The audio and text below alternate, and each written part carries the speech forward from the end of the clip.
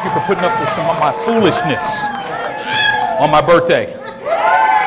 My wife said, what do you want to do for your birthday? I said, I want to go to Tommy T's and act a fool. So my bishop is here.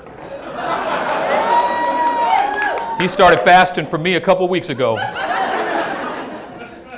I know I'm going to say some stuff. He's just going to get down on his knees and just lift his hands.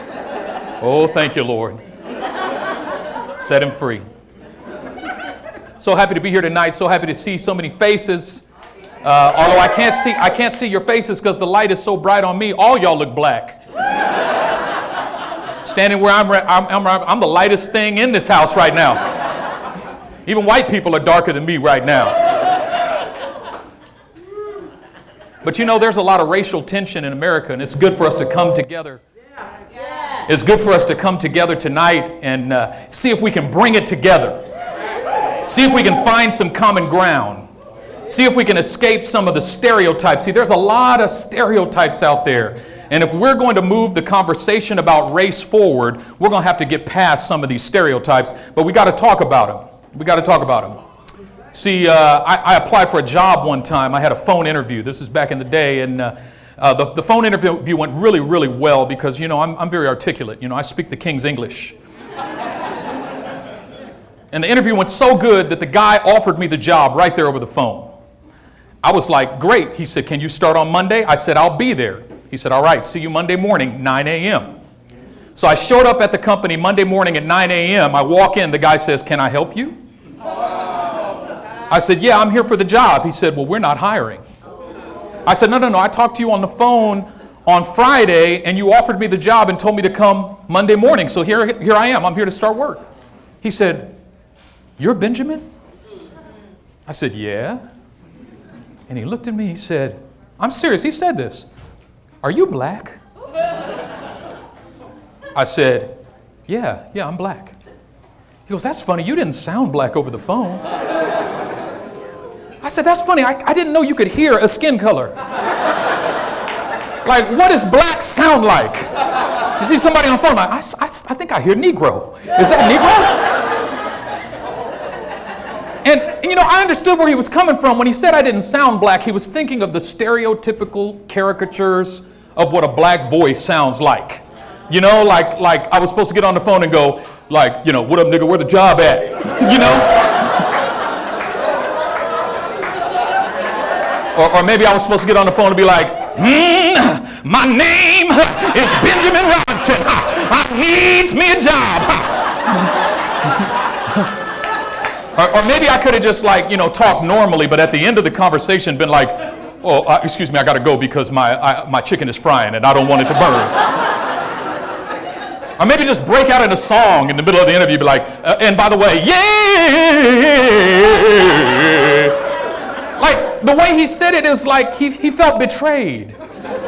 Like I had deceived him by not telling him that I was black over the phone. Like I owe it to people to tell you on the phone, and by the way, I be's Negro. Now, to his credit, he still gave me that job. Come on, somebody. But he had to get through some stereotypes in order to do so. See, we got to get past some of these stereotypes if we're going to move the conversation forward. And there's so many stereotypes about blackness that we just got to break. Now, you know, people, as you saw in the video, people doubt my blackness all the time. But you know what I find? The people who doubt my blackness the most are Asian and white women. But because, now see, the difference is other people might wonder in their minds, but Asian women and white women, they question me. Like, they don't believe me when I tell them I'm black. Because they'll ask me, like, what are you? I say, I'm black. No, you're not. You're not black. Be like, all right, well then, since I don't know, why don't you tell me what I am? I obviously am not qualified to identify myself ethnically, so could you help me out since I've been deceived into thinking I was a black man ever since I was born? Well, you're mixed. That's not an ethnicity. That's not an ethnicity. Well, okay, you're light-skinned. Once again, not an ethnicity. There is no light Scandinavia. Well, you're not fully black, are you? What gave that away? So what are you mixed with? Well, I'm mixed with black, Irish, and Native American. So then, why do you say you're black? Why don't you tell people you're black, Irish, and Native American? Because if you come to my family reunion, you won't find nobody playing bagpipes.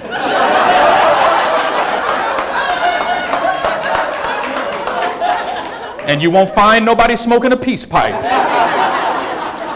But you'll probably find somebody hiding a crack pipe.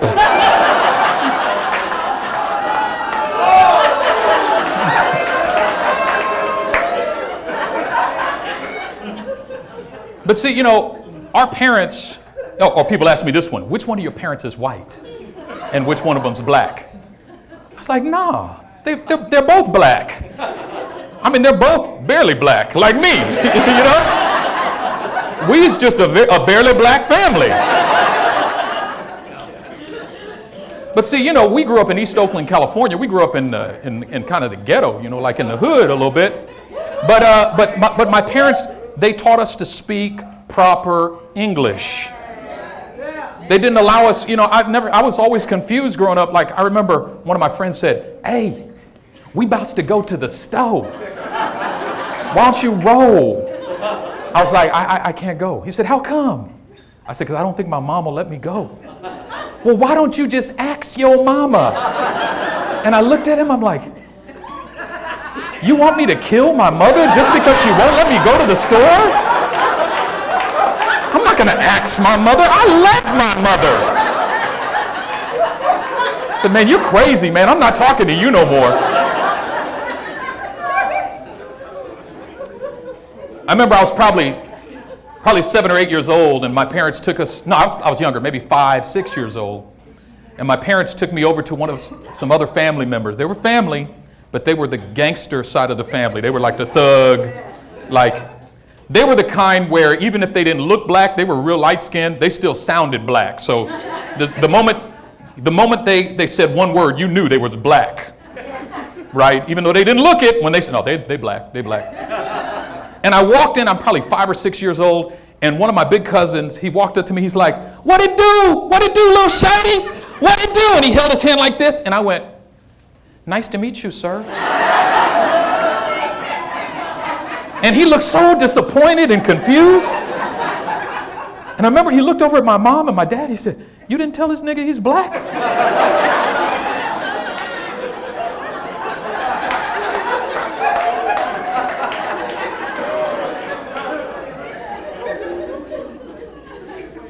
But see, there's these stereotypes about what black people sound like. There's stereotypes about what black people look like. There's stereotypes about what black people eat. Come on, somebody. We got to get past these stereotypes. You know, one stereotype we got to get over is the stereotype, black people can sing.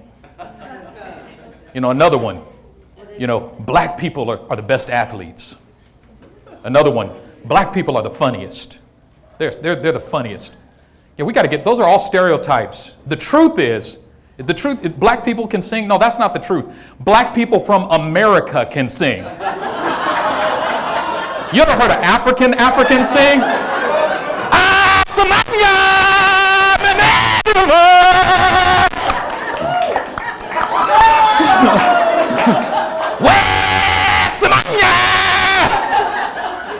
No. Black people from America can sing. American black people can sing. Are black people the best athletes? No. American black people are the best athletes. That's why the NBA is not in Africa.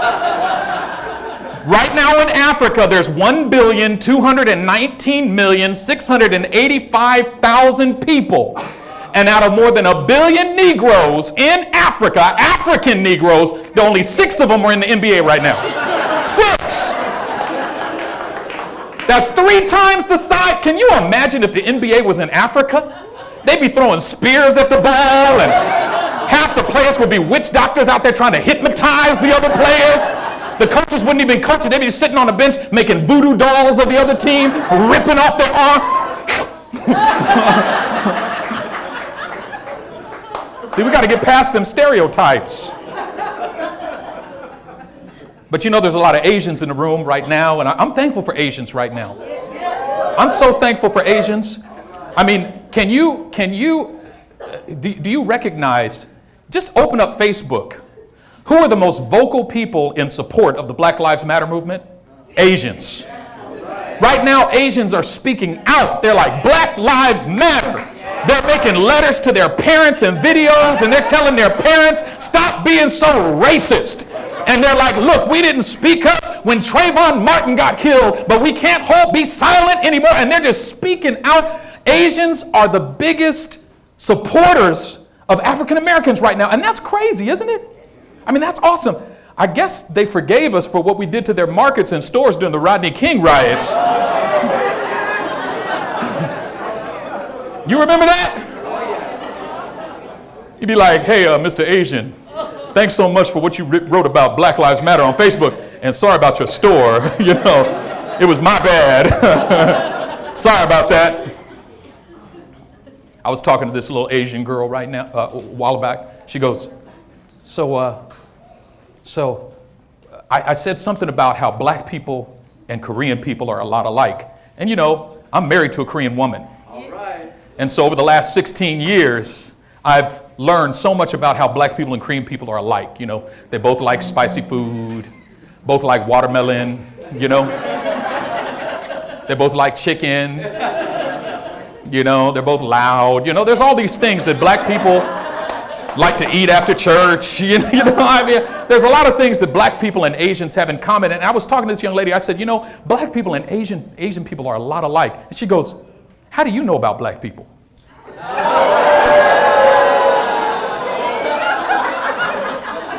I'm like, because I'm black. She goes, you're barely black. And this was the chinkiest little Asian girl I had ever seen before in my life. I mean, I just wanted to put my hands around her neck and choke till her eyes opened for the first time.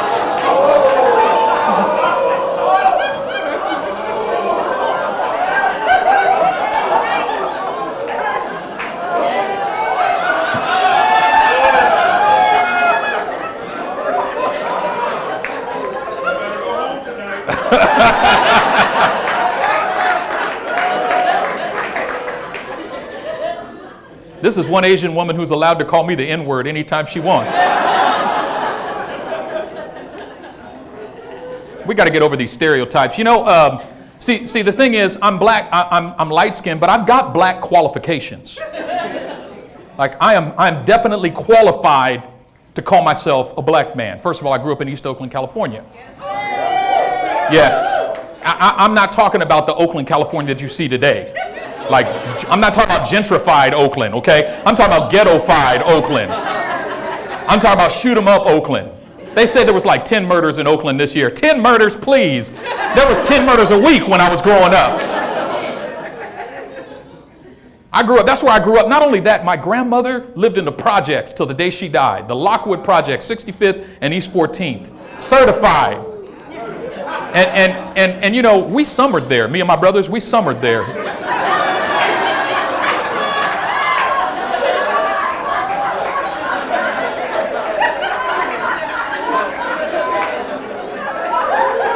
My mom would be like, mostly my mom. My dad was scared to drive him there. Nah, because they surrounded his car with guns one time, and then they looked in, they were like, oh, we thought you was somebody else. They walked away. That was his last time going in there. If we would have thought about it, what I would have done was like rewired the horn on his car so that it sounded like a gunshot, just like a 9mm. See him coming, just be like, you know, they shooting! But my mom would be like, boys, get in the car. I'd be like, where are we going, Mom? You'll see. And the closer we got to the ghetto, I'd be like, oh, Lord. I'd just be like sinking down in my seat. I don't want to go to the ghetto again. She would drop us off at Mama's house and leave us there for like 2-3 weeks. And we would call home, and we would sneak and get the phone because we weren't allowed to call home. Mama wouldn't let us call home. And we would sneak and get the phone and dial it. Mom, like a call from prison or something. When you gonna come get us? Because you know, when you live in the projects and you're not from the projects, you can't go outside at all. My grandmother, she lived in the projects by choice. She just said this was her ministry. She said the Lord told her he was going to send her as a sheep among wolves. I was like, when you put a sheep in the middle of wolves, the sheep don't do too well. That ain't a good word from the Lord. We're going to get you redeemed from that. We're going to get you a better prophecy. But she had her ministry in the projects. They called her the cookie lady because she would make cookies for all the kids in the projects. So the kids called her the cookie lady, and we called them the cookie kids. There was this cookie relationship that bound them together. And my grandmother, what she would do is, she would make these. Now, she made these cookies that ossified after 30 seconds. I mean, if you ate those cookies immediately when they came out of the oven, they were soft and moist. But after 60 seconds, they became fossils. Matter of fact, I think I still have a couple of them petrified cookies in a drawer somewhere in perfect condition. But what she would do is she would open the door and she would make an announcement that the cookies were now available, and the kids would all line up, and she would grab me or one of my brothers and she'd sit us in a chair next to her, and she'd be like, I want you to write down names to make sure none of the kids come through twice. And the kid would come through, be like, what's your name? Jamal. Write down Jamal. 10 minutes later, the same kid come back through the line. What's your name? Jaquan. Wait a minute, haven't you been here before? No, that was Jamal. My grandmother used to make ghetto spaghetti. How many have ever had ghetto spaghetti before? That's how you know I'm black. I've had ghetto spaghetti. That's unique to the black experience. Matter of fact, some of y'all are darker than me and you ain't never had no ghetto spaghetti. I'm blacker than you are. Ghetto spaghetti is made with noodles, ketchup, and wieners. She also made ghetto tacos and burritos using the same culinary methodology.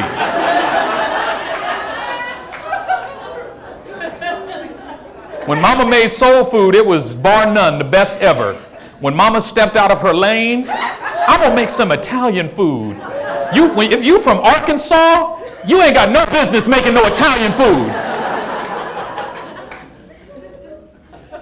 But my grandmother was a gangster, though. She was a gangster. She would put a beat down on you. Like, she would beat you. Mama, she had what she called her psychology stick. She didn't put you in no therapist if you was messing up. She didn't send you to a therapist or a counselor. She did her own counseling. She had a psychological services center in a drawer in the kitchen. And she made it herself. But here's what she did. She took a broom and a saw and sawed off the broom. Now it's a psychology stick. And Mama didn't care where she hit you with that. Bam! Mama, she had this thing where she would grab you by the shirt, by the collar, so you couldn't go anywhere, and beat you like a... You know how you grab a balloon by the string and just punch that balloon? That's what Mama used to do to us. She used to administer whoopings with the right fist. And Mama was not afraid to give chase. Mama was 85 years old, chasing, cheering around the projects, administering beat downs. One time, she was chasing my brother. He had messed up, and she was chasing him with her strap. She had a razor strap, too, and that thing was... But she was chasing him with the strap, not the stick, the strap. I don't know which one I hated worse. But she was chasing him around the house, and he was ducking under stuff. See, we never ran from Mom and Dad. That was a no-no. If you run from Mom and Dad, you're going to get it a lot worse. But we ran from Mama. Because at a certain point, Mama would get tired. And Mama would just give up. She would sit down and just start crying. We'd be like, thank you, Lord. I'm so sorry for breaking my grandmother's heart, but I can't take no beat down with no psychology stick tonight.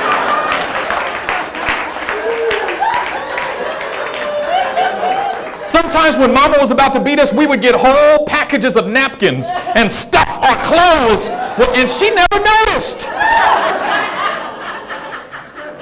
We never tried that with Mom and Dad. They'd be like, what is that stuffed in the back of your pants? Just for that, take them pants and drawers off.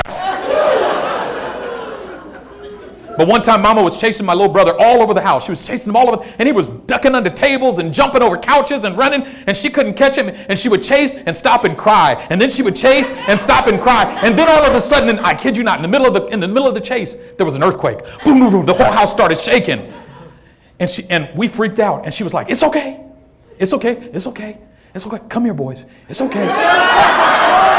Oh, you see where this is going? Come here. And we were all afraid. And we came to Mama. And she took it. It's okay. It's okay. And she grabbed Joshua with that pen and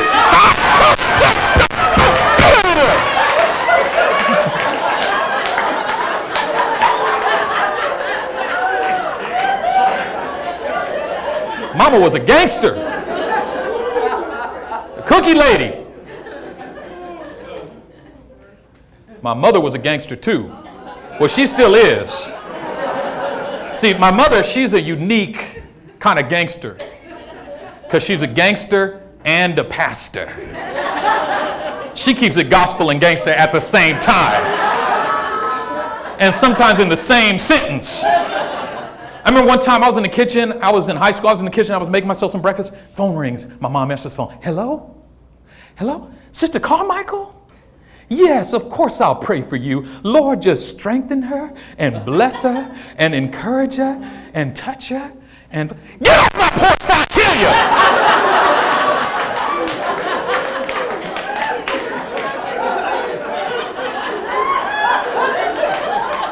I'm sorry, a ghetto cat just ran up on my porch, and Father, just touch her and strengthen her.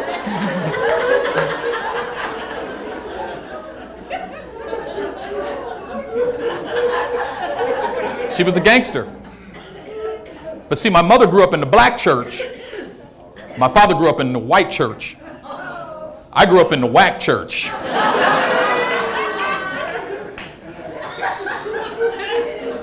The white church started at 11, ended at 12. Then we would go to lunch. Then we would go to the black church, which also started at 11.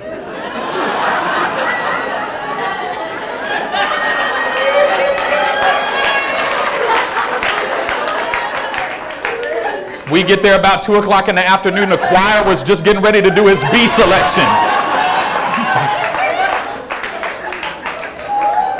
And the most pathetic testimony time you done ever heard before in your life.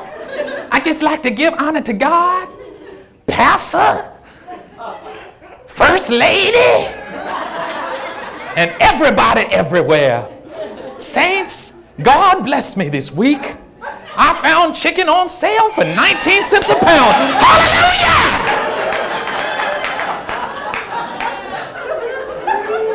That's your burning testimony? You need a testimony upgrade. And then the pastor would get up to preach the longest sermon you ever heard. And most of it was singing and call and response. See, the thing I hated most about going to the black church is touch your neighbor. How does the preacher have the right to give somebody permission to touch me? Touch your neighbor and say, neighbor. Now touch the other neighbor, say, neighbor. Touch somebody else and say, neighbor. No, don't touch me. I don't know you.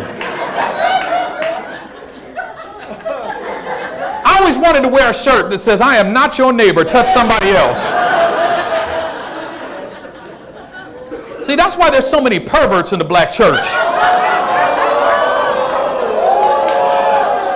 Where you going, Jamal? I'm going to church. But you don't even believe in Jesus. Yeah, but I'm about to touch my neighbor, honey. Standing at the back of church trying to pick out a neighbor before you sit down. Let's see. Oh, there she is. It's a beautiful day in this neighborhood. a beautiful day for a neighbor. Would you be mine? Because I have always wanted to have a neighbor just like you.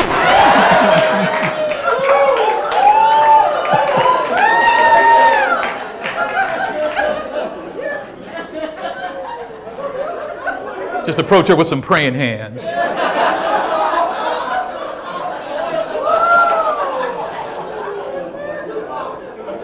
Maybe after the service, you can join me for some fasting and prayer. Maybe a little laying on of hands. Honey, I'm going to get you delivered. Black church. But you know, there were a lot of old people in my family. There still are. There's a few left. There's a few left. The thing about black old people is they're not like normal old people. They take too long to die. No, don't get me wrong. I'm not saying they live too long. Living a long life is a blessing. But they start talking about dying 30 years before they actually die. See, my thing is, if you're going to die, just die. Don't start talking about dying until you actually dying. My Auntie Jo lived to be 100. She was keeping it 100. She started dying at 70. She started talking about dying when I was 5 years old. And she gonna live till I was 35. Talking about when I die, I'm gonna give you my car. And she outlived that car by 25 years.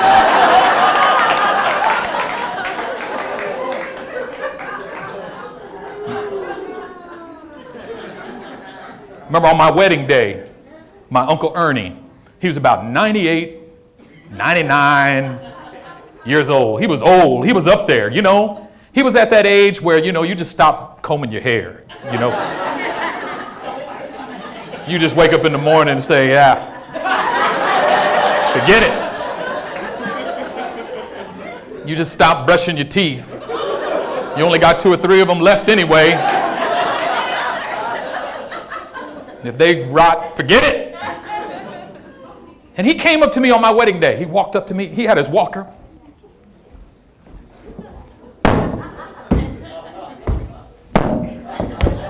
He comes up to me and says, Benjamin, I just wanted to say hello to you, Benjamin, because I know I'll never get another chance to do it again. And he started crying. And I jumped up, I'm like, oh, Uncle Ernie. And I hugged him, and he wept on my shoulder, and I cried too. And I was like, oh man, Uncle Ernie's about to die. I called my mom and dad, I'm like, we got to go see Uncle Ernie. He sounds like he's about to die. And I kept waiting to get that call. And about a year later, I'm at another family event. Benjamin! And he comes up and hugs me. I just wanted to say hello to you, Benjamin, because I know I'll never get another chance to do it again. You take care of that family, Benjamin. This is goodbye, Benjamin. This is goodbye, Benjamin. And I was like, oh man, tears are filling my eyes. And I'm like, man, we got to go see Uncle Ernie. And then a year later, we're at another party.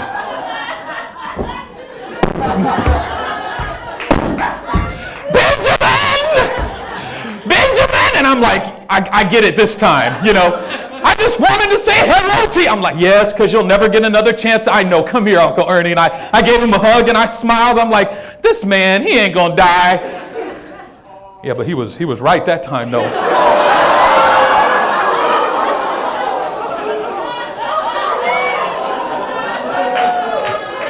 I should have known one of them times.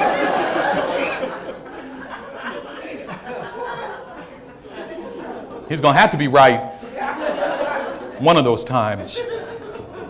I tell you, black family members are a trip. Black family members, we got to stick together. Got to love one another. See, the reason light-skinned black people need black family members is because when we come together and we're all light-skinned, that's right, I said skinned, because that's what you say. You know, he's so light-skinned. Oh my goodness. You know, when you're light-skinned and you're in the presence of a whole bunch of other light-skinned African Americans, it's like you don't have to prove yourself to nobody. You know, I mean, you don't have to defend yourself like everybody. We all look around, we know we're black. You know, we don't worry about our lack of cultural appropriation in certain areas, you know. We all support one another. You know what I'm talking about? Because, you know, growing up in East Oakland, when I was by myself, I always wished I was blacker.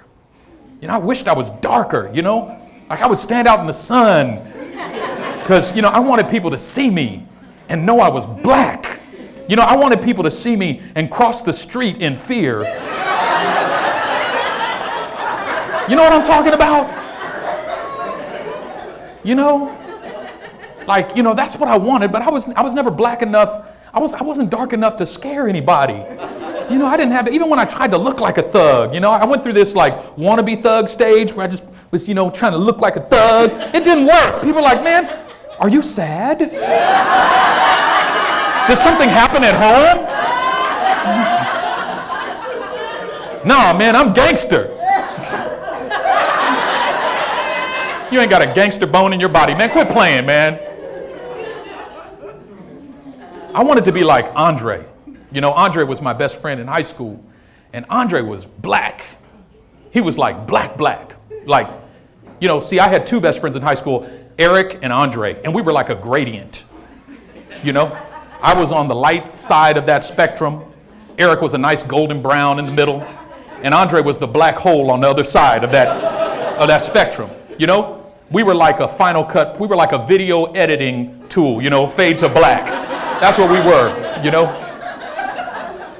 Andre was so black, every time he got in the car, the oil light turned on. One time, Andre wore an all-black gym suit. I thought he was butt naked. I was like, Andre, put some clothes on. Oh, my bad. You know you can't be wearing all black. I used to love to play hide and go seek at night with Andre. The only way we found him was I would tell jokes till he would laugh. We see them teeth? There you are. Andre only had two skin textures, ashy and greasy. If he didn't put on lotion in the morning, he looked like he'd been rolling around in cocaine. Like he had snorted 5 kilos last night. Like, boy, you better put some lotion on. He would go in the bathroom, put on some lotion, come out looking like he went swimming in Wesson oil. Andre was black, boy. And I just, you know, we used to make jokes about each other all the time, and it was fun. You know, we made fun of one another's blackness, but we all knew that we were all black. Even if I was light, they called me high yellow see, it was so painful, I just blocked out all those memories of the stuff they called me. I don't remember. I remember what we said to Andre, but I don't remember what they said to me.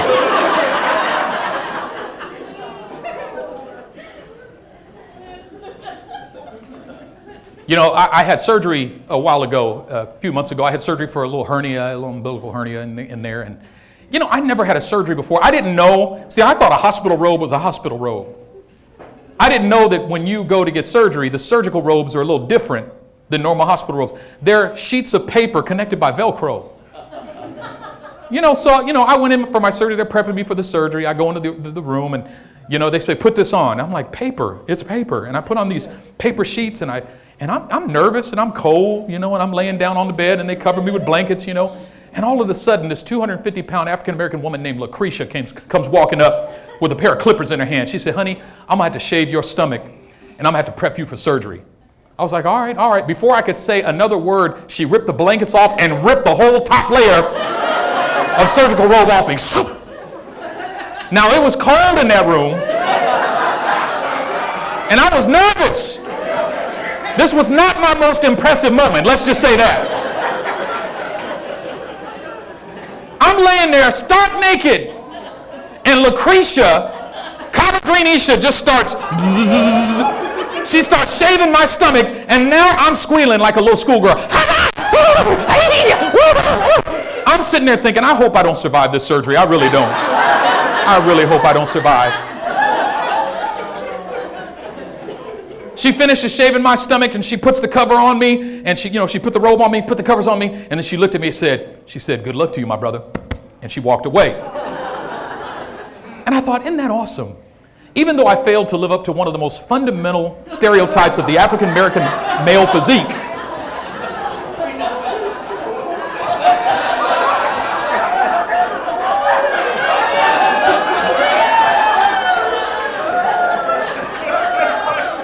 excretia still recognized me as a full-fledged member of the contemporary cohort of African American males in this country. I thought that's beautiful. After the surgery was over, I woke up in the waiting room, and when I finally got my clothes back on and I was ready to go, it's an outpatient surgery, I thought I was going to walk to the car, and the guy said, a very nice white man, the nurse who was helping me recover, very nice guy. He said, let me call you a wheelchair. I was like, all right. Waited about 5 minutes, and in walks a 127-year-old white woman pushing a wheelchair.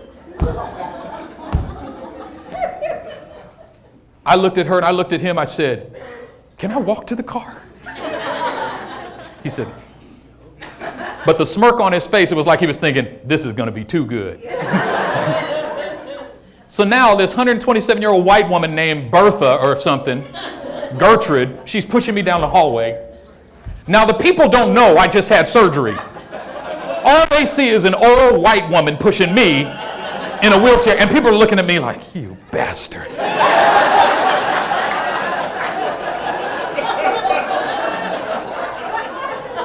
Finally, I couldn't handle it anymore. I was like, hey, Black Lives Matter, okay? The problem with that person I said it to looked at me and said, but you're not even black.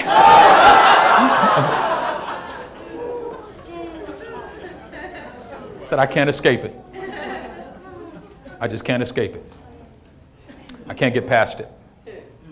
No matter where I go, no matter what I do, I can't escape the color of my skin. See, that's why we're doing tonight, because I need to set the record straight. I'm not only black, I'm black and I'm proud.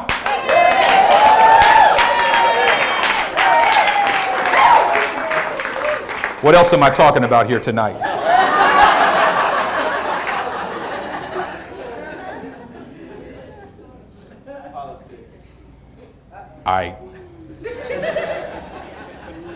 My sister's here with her new husband.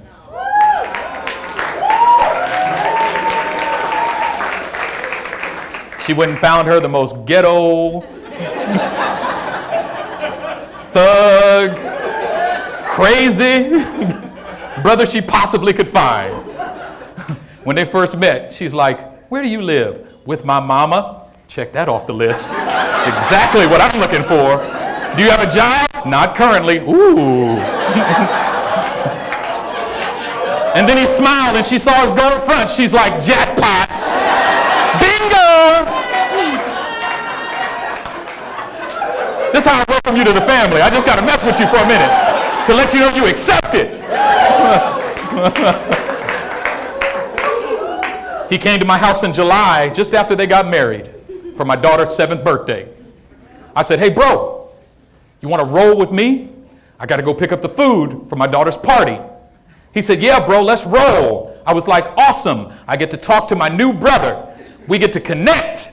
We get to have a heart-to-heart, a mano-a-mano. Know what I'm saying?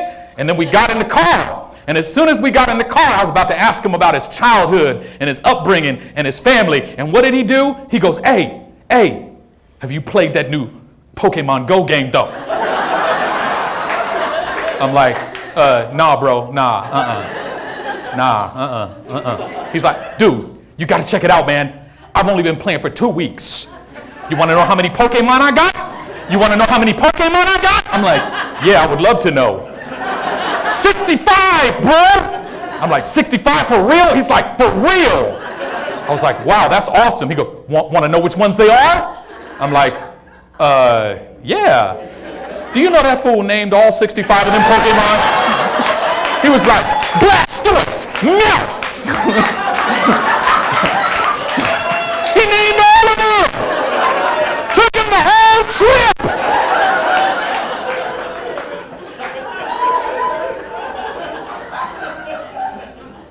Pokemon Go is dangerous, man. I'm glad it's dying down because it was dangerous. I remember I took my daughter to the ice cream store, but it was kind of close to the ghetto. And there was some thugs standing on the corner in a circle. I thought it was a gang. I came out of the ice cream store and I'm holding my daughter tight. And as I walked by, one of the thugs looked at me and said, "How you doing today, bro?" I'm like, "I'm good. How are you?" He said, "We catching them all, nigga. We catching them all."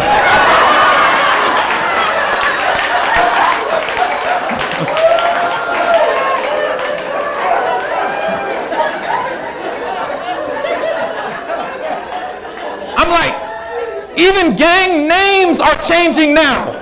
They used to be like West Side, East Side, now they're like Blastoise, fool.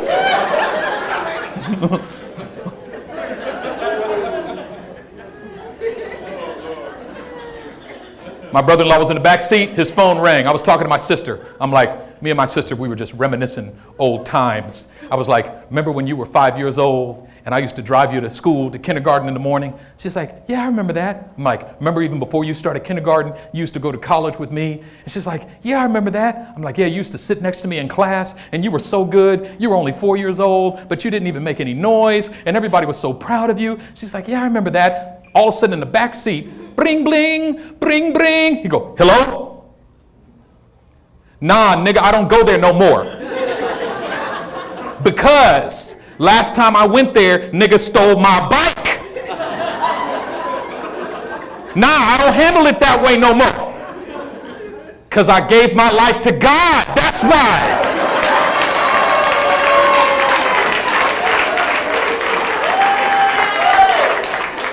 I turned my life around 180 degrees. But we'll talk about that later, though. You know what I'm saying, bro? I can't talk about that right now, but we're going to handle that. My sister kept looking back.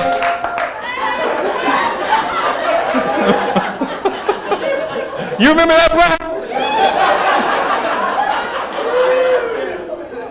I had, that's just your welcome to the family. I haven't had an opportunity to properly welcome you to our family. So welcome Emmanuel Ortiz to the family.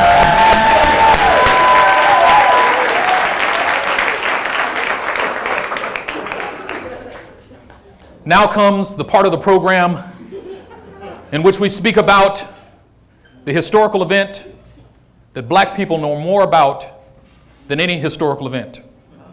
Yes, I'm talking about the O.J. Simpson trial.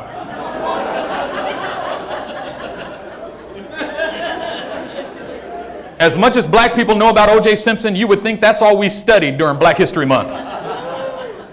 Somebody said to me, "Since you guys have Black History Month, why don't we have White History Month?" I said, "I took a white history class one time. It was called history."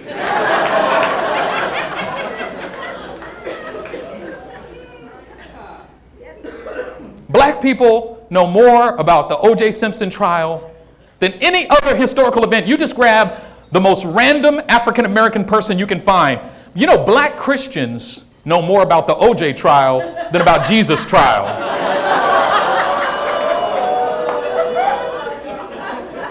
Just ask any black person, who was the judge in the O.J. trial? Lancito, Judge Ito, little Asian guy. Who was the judge in Jesus' trial? Who's the one who condemned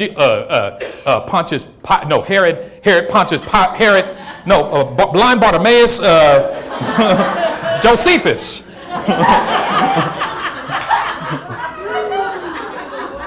We not only know the judge, who was the prosecutor? Marcia Clark. Who was the assistant prosecutor? Chris Darden. Everybody knows who was the lead defense attorney? Johnny Cochran. Who was the second chair defense attorney? Robert Shapiro. We all know the details of the and we know all about the evidence, the bloody gloves, the footprints with those Bruno Mali shoes, the bloody socks, the bloody footprint on the Ford Bronco. We know about his hairs and blood on Ron Goldman's back. We know all the details of that case. And the reason black people are so interested in the O.J. Simpson trial is because we live in a country in which if you're African American and you're accused of killing a Caucasian American, you are 22 times more likely to receive the death penalty than when it's the other way around. So when this brother's on trial for murder, we're all glued. Now, they had enough evidence on OJ to convict him 4 or 5 times. I mean, if he wasn't rich, they would have convicted him not only of those murders, but of a few other murders that were unsolved. And he would have not only been convicted, they would have given him the death penalty. I mean, they would have threw the book at him. I mean, they had evidence up the yin-yang. If it was Law and Order, they would have convicted him before the first Dun-dun. Next up, the People versus O.J. Simpson. Dun-dun. He's already going to jail. It's over. But there was a man named Johnny Cochran. Come on, somebody. Johnny Cochran flipped the script on that whole thing. I mean, he turned their evidence upside down. He made the prosecution look like fools. He made the police look like racists and criminals, and black people were cutting school and staying home from work to watch the trial on TV. We were recording it on our VCR to watch it later. And then he got to his final argument, Johnny Cochran did, and he took him to church. I mean, he took him to church. Johnny Cochran was like, in the book of Proverbs, the Bible says that a lie cannot live long. Now the police have been lying. Mark Furman's been lying. Mark Furman said that it was a glove, but the glove didn't fit. He turned to the jury and said, look at your neighbor and say, touch your neighbor and say, if it don't fit, you must have quit. While Johnny Cochran was talking, black people all over America were watching going, he couldn't have done it. And the jury was listening going, there's no way he did it. And Johnny Cochran was so good that even OJ was sitting over there thinking, maybe I didn't do it after all.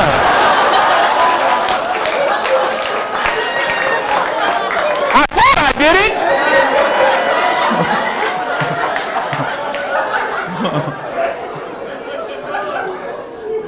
Maybe I dreamed I did it. Couldn't have been me. The jury took 45 minutes to find him not guilty of all counts. I could just hear the shouting music sound. Ding, ding, ding, ding. Hey! Hallelujah! I mean, black people know where they were when they heard the verdict. Black people talk about it like, I'll never forget where I was.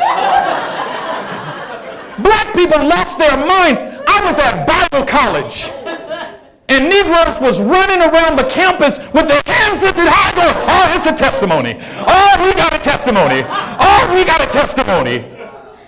And O.J. Simpson felt so guilty in his heart about getting away with murder that he immediately started looking for another way to get himself into prison for life.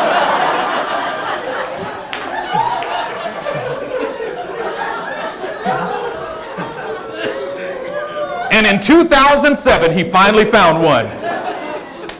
He and some of his homies broke into somebody's hotel room in Las Vegas, held them at gunpoint, and stole a bunch of their merchandise. And when they asked him what happened, he said, I was on a clandestine mission to recover my stolen property, as if he didn't know that that was illegal. Oh, you mean you can't break into somebody's house with guns and take their stuff? No, OJ. He got convicted and spent 33 years in prison.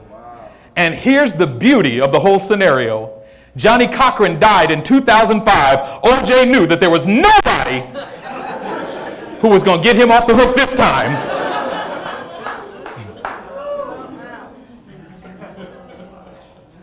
That's my time. Thanks so much.